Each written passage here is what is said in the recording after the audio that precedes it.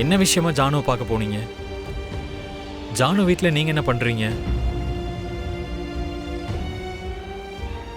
நான் உங்களை தான் கேட்டுட்டு இருக்கேன். ஜானு வீட்டில் உங்களுக்கு என்ன வேலை? ஒரு வேலை விஷயமா நான் அந்த ஏரியாவுக்கு போனேன். அங்கதான் நான் ஜானுவை பார்த்தேன். பார்த்ததும் அவ ஏதோ கவலையில இருக்கான்னு நான் தெரிஞ்சுக்கிட்டேன். நான் கேட்டதும் அவ பிரச்சனையெல்லாம் என்கிட்ட அவ சொன்னான்.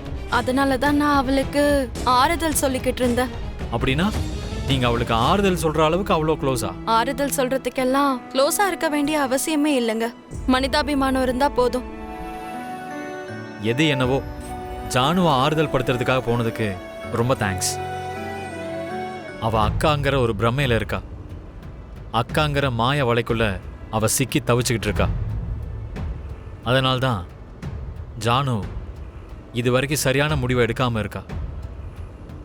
அவ வாழ்க்கைய சரியான பாதையில கொண்டு போக முடியல. நீங்க எதுவும் நினைக்கலன்னா அவங்க அக்கா மேல உங்களுக்கு எதுக்காக இவ்ளோ கோபம் இருக்குன்னு சொல்ல முடியுமா? கோபம், வெறுப்பு இந்த மாதிரி வார்த்தைகள்லாம் பத்தாது. அவளை பத்தி நினைச்சாலே ஆத்திரம் வருது. அவளை பத்தி மட்டுமே யோசிக்கிற ஒரு சுயநலவாதி. கூட இருக்கிறவங்க எப்படி போனாலும் பரவாயில்லன்னு நினைப்பா. அதனால்தான் எனக்கு அவ மேல வெறுப்பு. அவ வாழ்க்கைய படிச்சு முடிச்ச அனுபவசாலி மாதிரி பேசுவான்னு நீங்க சொன்னீங்க. அவங்கள பத்தி அவ்வளவு பெருமையா சொல்லிட்டு இப்ப உடனே இவ்வளவு தப்பா சொல்றீங்களே. அவளுக்குள்ள அவ்வளவு விதமான குணங்கள் எப்படி இருக்குன்னு எனக்கு தெரியல. திடீர்னு அவ எதுக்காக அவ்வளவு சுயநலவாதியா மாறினா என்னால அதை தான் யோசிக்கவே முடியல. ஆனா எனக்கு மட்டும் ஒரு விஷயம் புரியுது. என்னது?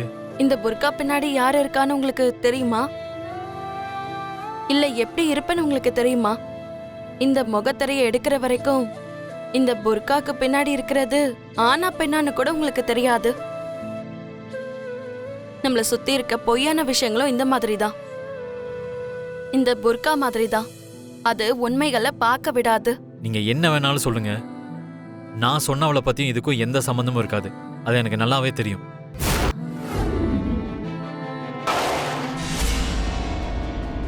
ஏய், கண்ணு தெரியல உனக்கு? நீதானா? நீயா? என்ன மித்ரா, வாழ்க்கை மேல ஆசை குறைஞ்சிருச்சா இல்ல பிசினஸ்ல லாஸ் அதிகமாயிடுச்சா? மரணத்தை தேடி போக நினைக்கிற? சாகணும்னு ஒரு நிலைமை வந்தா உன்ன மாதிரி ஆளுங்களோட கையில நான் சாக மாட்டேன்.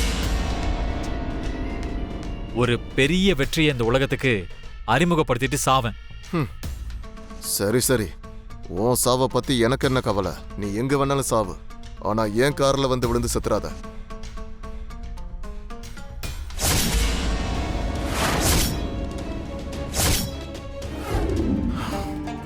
லக்ஷ்மி, உன்னை நான் சந்தேகப்படக்கூடாதுன்னு நினைச்சேன்.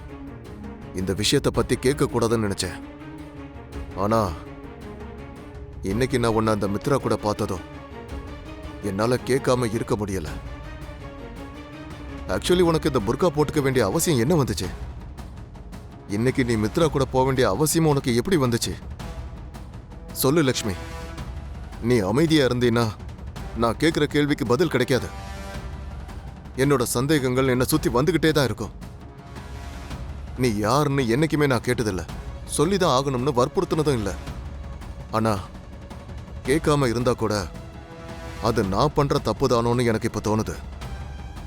அதனால எதுக்காக நீ இதெல்லாம் செய்யறன்னு இன்னைக்கு நீ என்கிட்ட சொல்லியே ஆகணும். மறைச்சு எந்த பிரயோஜனமும் இல்லை. ஏன் இப்படி எல்லாம் செய்யற? பெரியமா, என்னாச்சு பெரியமா? இறங்குற படிக்கட்டை கூட பார்க்காம என்ன யோசிச்சுட்டு இருக்கீங்க? ஒரு பிரச்சனை ஆயிடுச்சுடா. அந்த பிரச்சனைக்கு தீர்வு கிடைக்குமா இல்லையான்னு தெரியல. என் மனசுல இருக்கிற சந்தேகத்துக்கு தீர்வு இருக்குமா இல்லையான்னு நான் யோசிச்சுட்டு இருக்கேன். இப்போ நீங்க எந்த விஷயத்தை பத்தி பேசுறீங்க பெரியமா? லக்ஷ்மி உயிரோட தான் இருக்காளா இல்ல அவ உயிரோட இருக்காங்கிற பிரமை எனக்குள்ள இருக்கா?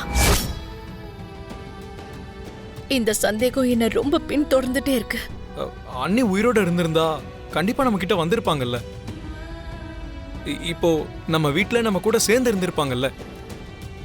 லக்ஷ்மி உண்மையாவே உயிரோட இருக்கானா அவ திரும்பி வர்றதுக்கு இடைஞ்சலாம் அவளுக்கு ஏகப்பட்ட தடைகள் இருக்குடா. விவேக், புருஷனுக்காக தியாகம் செஞ்ச மனைவிகளை நீ ஏகப்பட்ட பேரை பார்த்திருப்ப. குழந்தைங்களுக்காக உயிரை கொடுத்த அம்மாக்களை நீ பார்த்திருப்ப. ஆனா அத்தைக்காக தன்னோட வாழ்க்கையவே தியாகம் பண்ணவிடா என்னோட மருமக லக்ஷ்மி.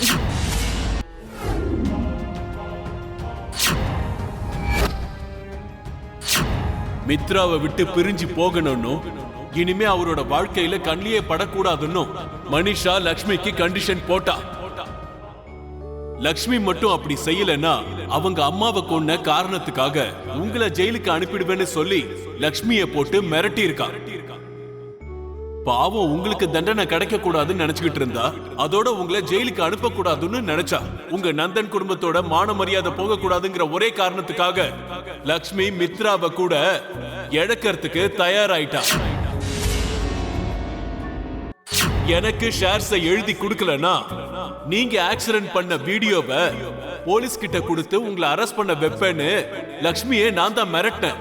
பாவம் தன்னோட அத்தைக்காக இந்த தியாகத்தையும் பண்ணிட்டா. நேத்தேற்பட்ட நிலச்சரிவுனால அந்த வழியா போன பேருந்து விபத்துக்குள்ளாயிருக்கு. நிறைய பேருக்கு பலத்த காயம் ஏற்பட்டிருக்கு. இந்த விபத்துல 3 பேர் இறந்திருக்காங்க. இறந்து போனவங்களுடைய விவரங்கள் எங்களுக்கு கிடைச்சிருக்கு. 24 வயசான பாக்யலட்சுமி,